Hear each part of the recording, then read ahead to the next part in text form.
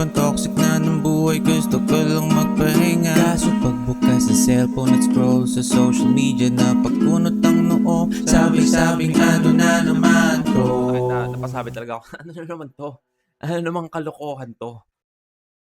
Alam niyo, feeling ko ibalik na natin yung mga yung mga walk of shame o yung pamahiya sa mga taong may ginawang kasalanan o nahuling may ginawang kasalanan, no? Kasi kailangan maipahiya tong mga taong to eh. Kailangan maipakita, maipaskill yung mga mukha nito na ipaalam na nakakahiya tong tao na to. Katulad sa video na to na papanoorin natin, i-share ko sa inyo. So makikita nyo naman dito sa video na to, sa isang palengke, again, sa mga palengke kasi makikita natin yung mga kainan, di ba? Sa mga iskinita. Dito makikita natin yung magkabilaang kainan na to, no? Kung saan yung kabilang kainan is merong open na area para kumain. Tapos yung sa isa naman is parang merong lamesa na mahaba para upo ka doon and kumain. And napakapayapa, no? Mukhang hindi na busy yung palengke dito. Walang kaguluhang nangyayari, no? Chill, man. Dito nga sa kabilang kainan, meron kang makikitang isang lalaki na hindi mo pwedeng hindi makita to, no? Kasi parang halos kainin niya na yung buong CCTV na to. Sobrang laki niya. Isang malaking gasol, no? Na nakaupo na kung mapapansin mo para siyang pa gewang-gewang, no? Patingin-tingin sa paligid, no? Na hindi mo alam kung anong meron. But at this point, parang wala lang, no?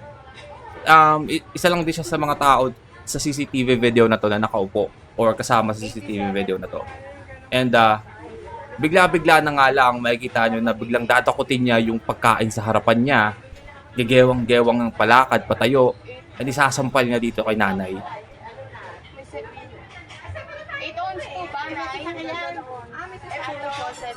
You know?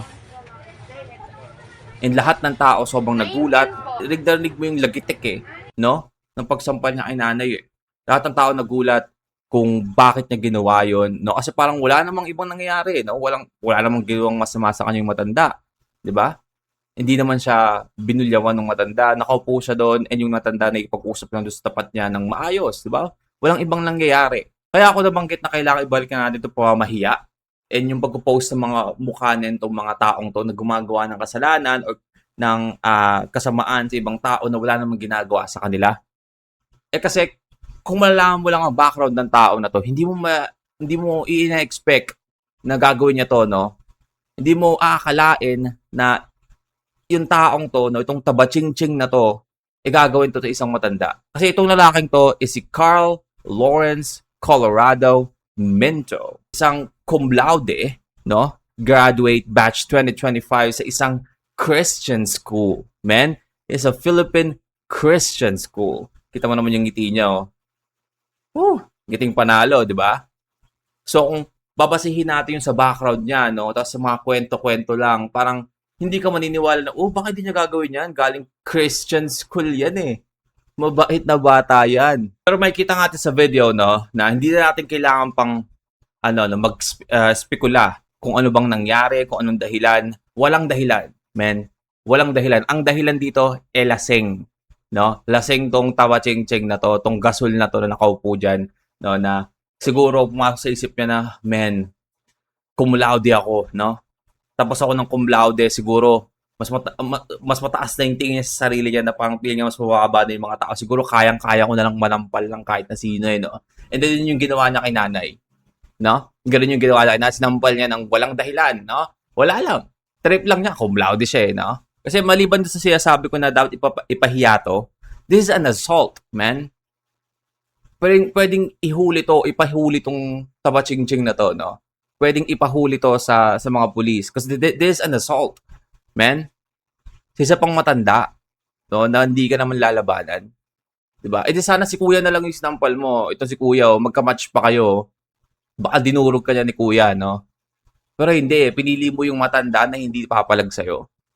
Ang laki-laki mong tao. Tinan mo, dito sa CCTV video na to, man, halos kainin mo na yung buong CCTV footage eh.